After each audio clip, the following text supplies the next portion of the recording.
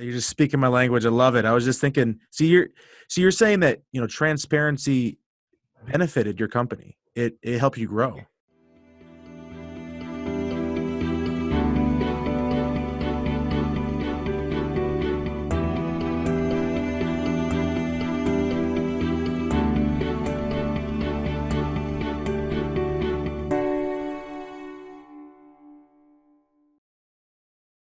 Hey folks, a couple weeks back, I wrote this awesome article on LinkedIn. And honestly, I managed to piss off about half the world. In the article, I point out that the travel nurse community generally distrusts recruiters and agencies. I suggested that agencies should be more transparent and open about their business practices, particularly about the bill rate. Why, you ask? Because travel nurses want to trust you. We need to trust you.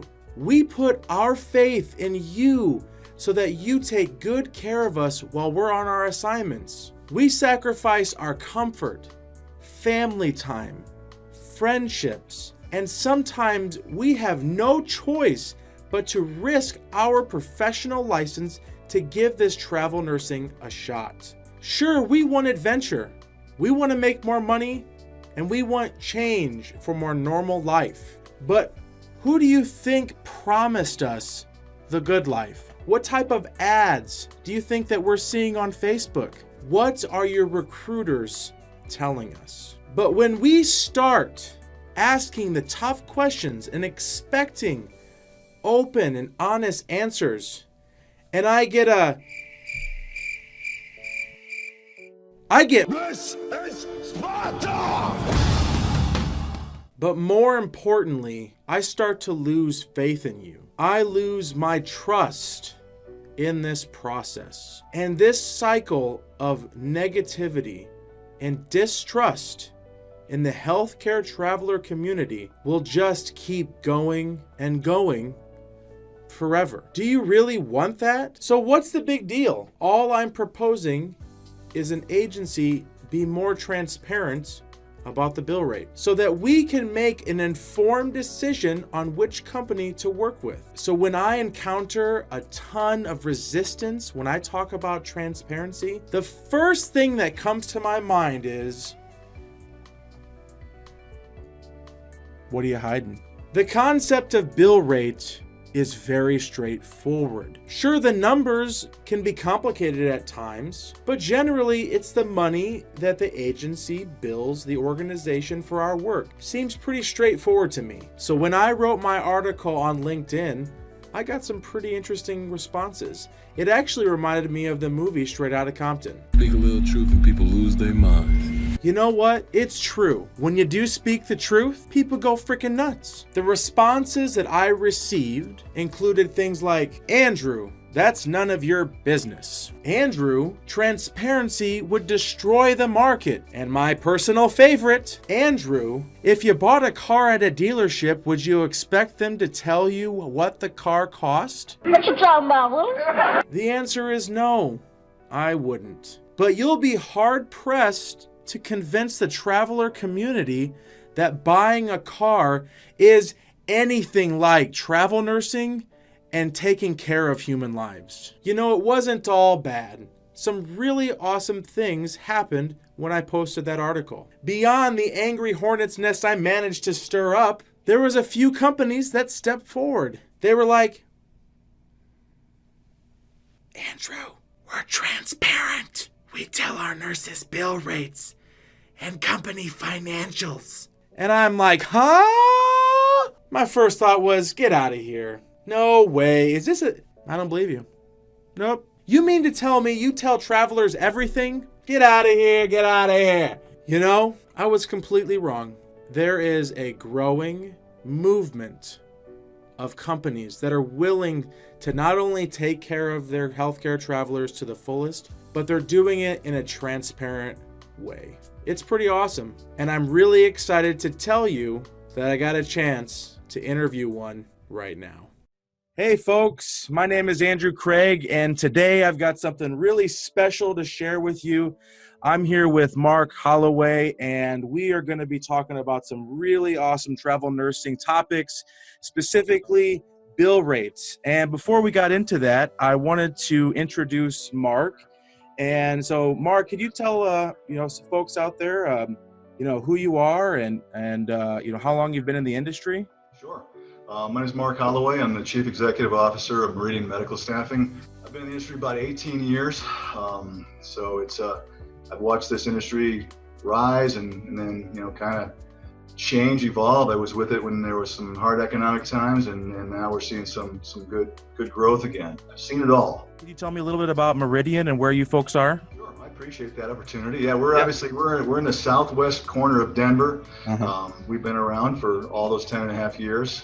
We're a medium-sized company.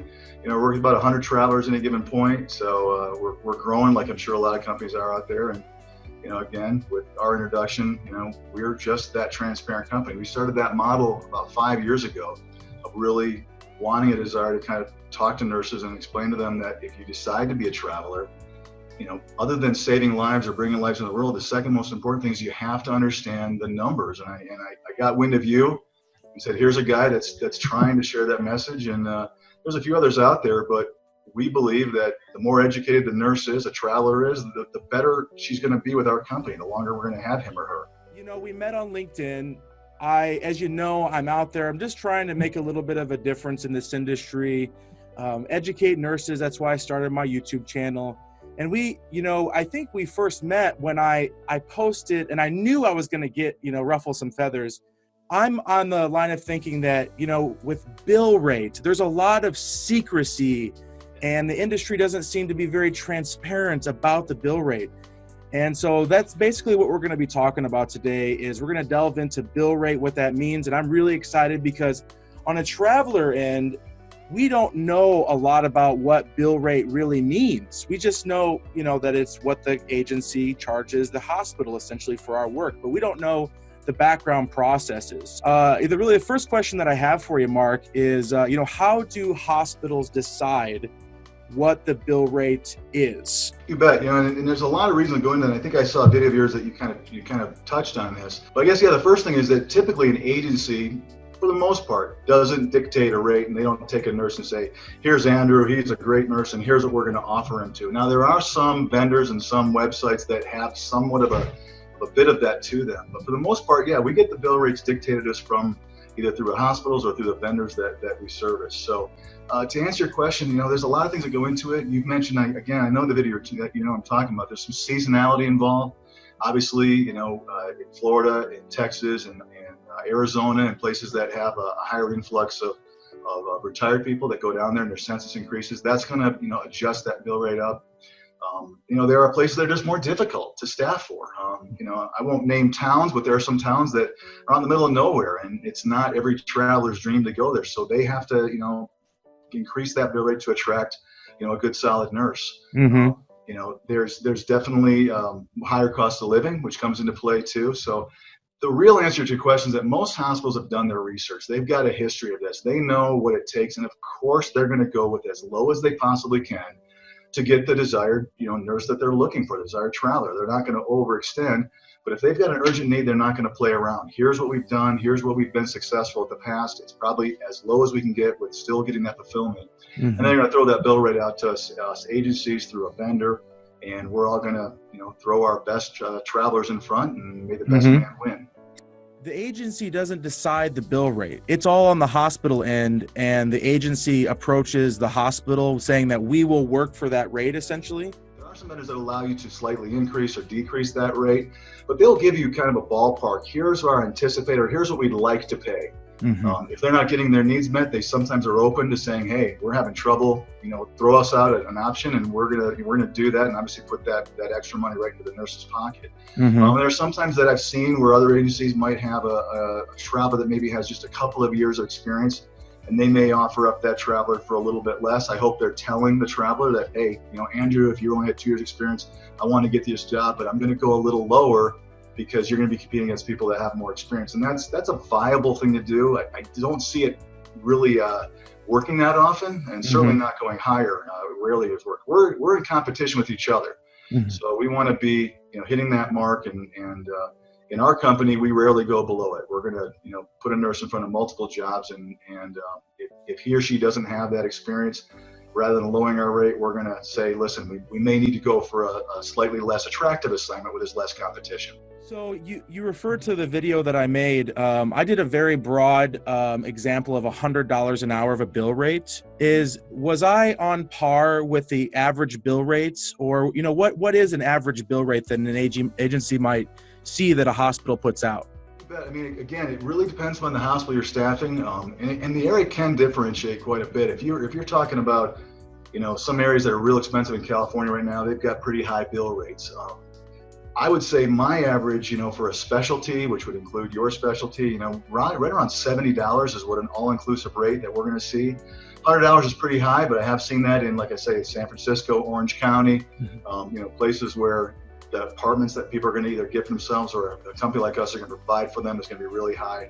Obviously, if you're looking at Manhattan or one of the 5 boroughs in New York, that's pretty high up there. But I mean, as far as if you take the whole general, again, this is just spitballing today. I think this fall we're seeing, right around $70 as an all-inclusive, pretty much average bill rate. Okay. That hospitals are looking to be able to staff with. I think you alluded to this, but what type of situations might we see a bill rate increase, or might see a bill rate be really not very lucrative or be low? You bet. We'll start with the first one. The high rates. You're going to see a hospital maybe it's on a computer conversion where they need a bunch of RNs to get there so they can get this job done. You may see again a high bill rate if the area is kind of difficult to recruit for, or without naming names, we all know there's hospitals that have a pretty tough reputation. They can't seem to get their act together, and they have trouble with permanent staff. They have trouble keeping travelers there. They've learned that, well, we may not have our act together, but let's throw a whole bunch of money and hopefully people will put up with it while we're here. Definitely seasonality that's involved in that as well. And you can have a manager in one particular department that's just a difficult manager to work for that might push that rate up. And if we know that, or if another agency or your recruiter does know that, you sure hope they're going to convey that to you. Hey, Andrew, I got a great assignment. However, here's something you need to go into with your eyes open, which is, awfully nice to be able to go and make that decision that you've decided. I can put up with that. I have that personality.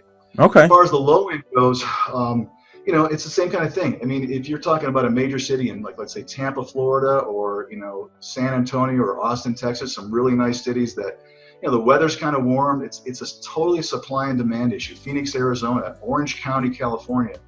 They don't need to throw out these super high bill rates because they've got people right there in their home state that may be an hour or two away that are going to go over there. If they find they're not getting fulfillment, then those rates will start to eke up, but they're going to go up slowly until they get that kind of sweet spot, and then maybe they'll adjust it permanently.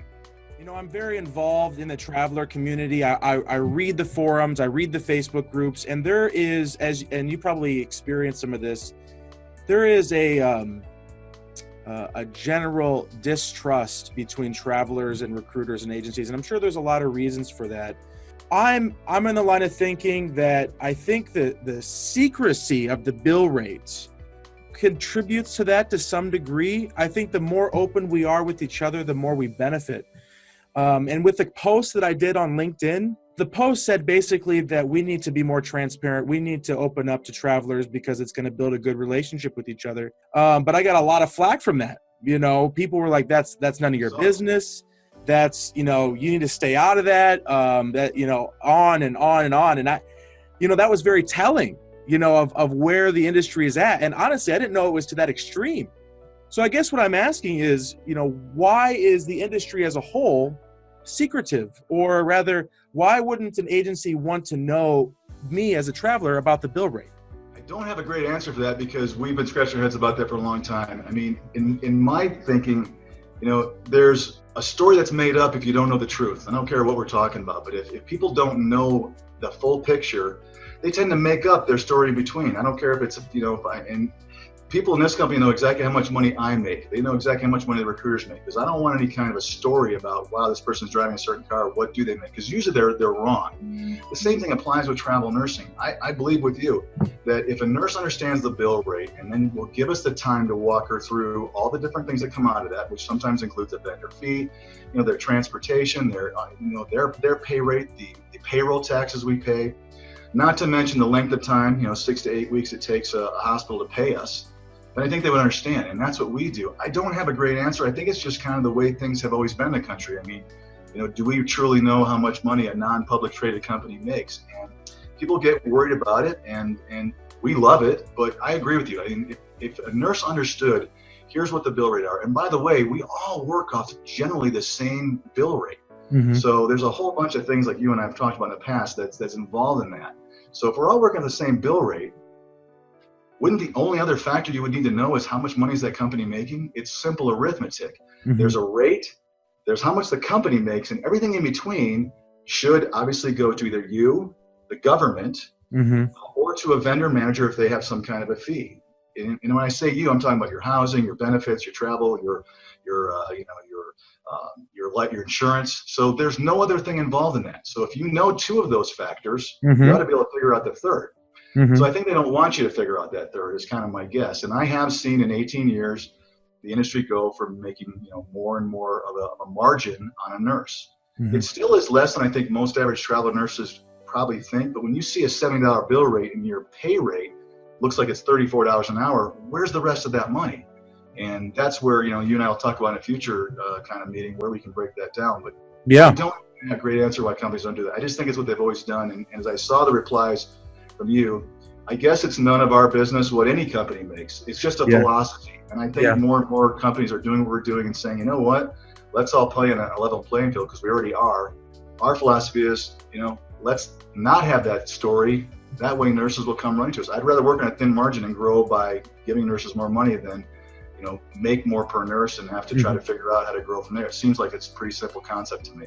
So to clarify, say I was a new traveler and I just read about bill rates online, and then I approached one of your recruiters. Your agency is very transparent about that number, and you're willing to discuss that to be more open with them. Completely. Okay. The most important thing is it's difficult to give someone the time to say, just give me some patience. Let's walk you through. Here's the rate we're seeing. Here's $70. Let's find out how much percentage the vendor's going to take, and that's usually anywhere from 4 to 6. Let's take that right off the top. Let's hold off on the pay rate because we don't know that yet. Let's figure out how much are we giving you for housing. Let's put our 20% margin in there so we know that figure. Let's talk about insurance, travel reimbursement. And then what's left is your pay rate, and then those federal and state taxes that are part of it. The tax advantage thing comes after the fact, and that's again another whole conversation for you and I. But without getting convoluted with tax advantage, that shouldn't be something that you're looking at in an offer. It should be, what's my hourly rate? I don't care whether it's taxable or tax-free. What's the total compensation I'm making? Mm-hmm. You can walk me through the government's money. You can walk me through the vendor fee, and please walk me through your agency's fee. There's nothing else to it. This stuff, Andrew, I'll tell you, it's like buying a car. It's purposely designed sometimes to make you feel stupid. Most people, when they walk into a car in the financing department of the car dealership, they are too scared to ask the question. Wait, hold on, Mr. or Mrs. Finance Person. I don't understand that, because we feel stupid to ask that question. And I've seen some of these proposals for an offer, and they look to me like they're specifically designed to make you feel like, I don't want to ask that question. And I'm telling travel nurses, ask that question. Yep. It's incredibly important. If you want to be successful as a travel nurse, you got to know how your money is being given to you and what's being kept by a company. Yep. It's that simple. It allows you to make good decisions on which assignment to take, not which company to take. Yes, well, I can totally attest to what you're describing. I'm still learning every single day, particularly with conversations like this. But you're absolutely right. When you approach a company and they give you this 12-line breakdown, with all the per diems, and it's quoted in hourly or blended rates, it's just like people are mind blown. Yeah. And it's, you feel overwhelming, and you just don't know really how to negotiate with that. Well, you're scared to ask, or sometimes you might be asking a recruiter who truly doesn't know. Mm-hmm. A lot of these companies, I've witnessed it, companies I've worked in the past, they don't give that recruiter the information to really, walk you through it. They're given, here's your bill, here's your pay rate, here's the housing. A lot of these recruiters, and I'm not a big believer in being able to companies or recruiters, but some of them just, frankly, don't have that knowledge. They're not given that knowledge from the higher up. So they're doing the best they can with the information they have. I've read about vendors. Could you tell us just briefly, like what is it? What is a vendor when you talk about that? Vendors have kind of become more popular in the last decade, 12, 15 years, where it used to be that us agencies would work directly with a hospital or a hospital system. And they would go and email jobs. There was a lot of difficulty, and they had to mass email 30, 40 agencies, and we dispersed their open needs, their closures. Vendors have come in, and again, I'm not trying to upset any vendors, but primarily what they do is they're a communication tool that allows for up to the minute needs, of what do they have available, what's opening up, and what travel assignments have been offered or closed. And for that, they take a pretty big chunk of our fee. I mentioned we make 20%. Well, some of these vendors make 6% before we even see that 20%. So you take a $70 bill rate, and I grab the calculator here, they're already taking $4.20 right off the top. And I get frustrated because I feel that they got a great website, but at the end of the day, we're not dealing with a $70 bill rate. We might be dealing with a $65.80 bill rate. Okay. So, but they do a good job. They keep the hospital as HRs from having to spend a huge amount of time posting jobs, coming back from them. A lot of them will fight for your traveler if there's an issue. They are a middleman, a liaison between an agency and that facility or that system. And sometimes it works really well. Sometimes it actually causes more problems than it helps. I miss the good old days where you could call up your HR manager or call the manager yourself and say, hey, Andrew's got a question about floating. I need to, fight for him. But nowadays we have to go through these vendors, and it creates problems. But the bottom line is that, make no two ways about it, the money that the vendors make is a direct result. It comes out of the bill rate, and that's going to be less money that any agency has to offer a nurse. And I don't know if hospitals realize that, but there is a cost to that. Sure. Their hospitals are paying a cost to that. And most agencies, I can't speak for all of them, are going to take that cost and reduce that bill rate instantly by money that they'll never see because it's going to go to a vendor.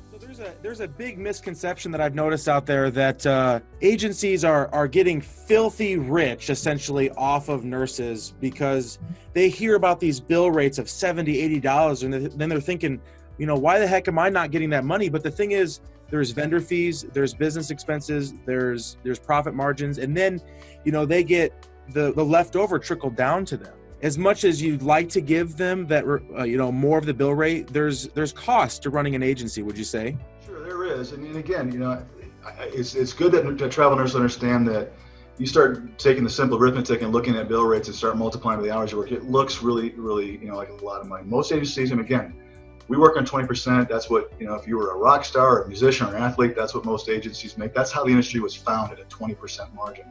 Some of these guys have increased up, they're close to 30%, 27, 28, we've seen from these bigger companies. But, again, at the end of the day, there are fees and things associated with it. I don't think any traveler is going to be upset with a margin of some kind, like you said in one video. Yep. Everyone can make money, but, there's a service and a fee to provide. The nice part for hospitals is that they're actually floating dollars. They're going to get paid from insurance companies before they typically pay for, a week of your travel assignment. It's about 6 or 8 weeks out, so that gives them time to be able to, get that money from those insurance companies, to bill those insurance companies. So there's some value there. I'd say for the most part, a good company doesn't make a huge amount, in our case, 20% on a given traveler. The idea is that if you do it well, take good care of travelers, you make it on volume, not on individual. Unfortunately, as time has gone by, a lot of bigger companies have reduced the money they're able to offer a nurse by increasing their profit margin, and that's their decision, and it seems to work. If they're big enough and they've got exclusivity in some places, then more power to them. But that's just unfortunate. That's the way it's gone. There seems to be, from some companies, less and less margin left over. And that's a travel nurse's decision side who she wants to work for. If they've got a great assignment and it's in a perfect town and they're the only company that has it, and again, I'm not going to name names, then as a travel nurse, you make a decision. I'm going to go there because I really want to be by my friend or my family member who's in that town. Yeah. Tell those needs aren't being met, a medium-sized company or even some of the smaller companies out there are not going to be able to touch that contract. What advice would you give to a new traveler when we start learning about bill rates so that we could better understand this or, feel more comfortable with this information? It's a great question. I think that any traveler, like I said kind of earlier, I think one of the most important things you should understand is really how it is you're getting paid. We get it daily. We get nurses tell our recruiters that we'll walk them through this. They'll say, stop. You know what? Lucas, I just want to know what my take home is. And we want to say somehow, stop, you deserve better, but we don't want to offend them. But really that's what we want to say to them, is that you deserve to understand more than that. Stop asking just how much you're taking home. That's like leasing a car and saying, I don't care how much I'm paying for it. I just want to know what my payments are. If you find a company, and I'm not just saying ours, there's good companies out there, please take the time to really understand the other side of the desk. How does a company make money? What's the situation here? Because if you find a company you trust, and then, verify this stuff, take your assignment when you're on there, you're going to find out what the bill rate is. I hope you do. I hope you ask those questions, because you should. You should want to know, what is my company billing? And then go back to your career and say, hey, you were right. You said this, and here's that. I see it now. It's, again, really simple arithmetic. Once you understand this stuff, and it's not complicated, it is something that every single assignment, you should know you're getting the best deal you can from that particular agency. Some are going to offer less, have a higher margin, some will have less margin. It's your decision to decide what agency you want to go with. But I would advise every traveler to please stop just taking it as an industry standard. I never know what I'm really making, or I only get time and a half of my tax a month. There's so many things that you and I could talk about that I wish travelers would stop accepting as an industry norm, because you deserve better. And there are companies out there that are going to give you more. Not every one of them, not very many, but do some research, check them out, and call, and be willing to spend some time to ask some tough questions. And if a recruiter can't answer your question, I guess give them an opportunity to see if they can come back to you. Maybe they don't have that knowledge, but if it's me, I want to go with a company that I can ask them anything, recruiter anything, and they're going to answer those questions, because we're out there, we really are. Mm-hmm. Stop settling for mediocrity. Amen, brother. That's exactly. That's what, I really, really appreciate this information, and I just have to say that your willingness to talk to me shows how how much integrity and honesty Meridian and yourself has, and it really shows me that you care for your travelers, you're willing to advocate for us, and that you're willing to make our traveling experience as best as possible. So I appreciate your time today, Mark, and I think that we're going to have more talks. Would you say? I think so. This is one of these things. Don't get me started. I get warmed up and I could go all day. No, awesome. Thanks for reaching out to me. I appreciate it. It's been fun. Awesome. Well, you have a great day, and I will talk to you later. All right. Sounds good. All right. Bye-bye. Bye.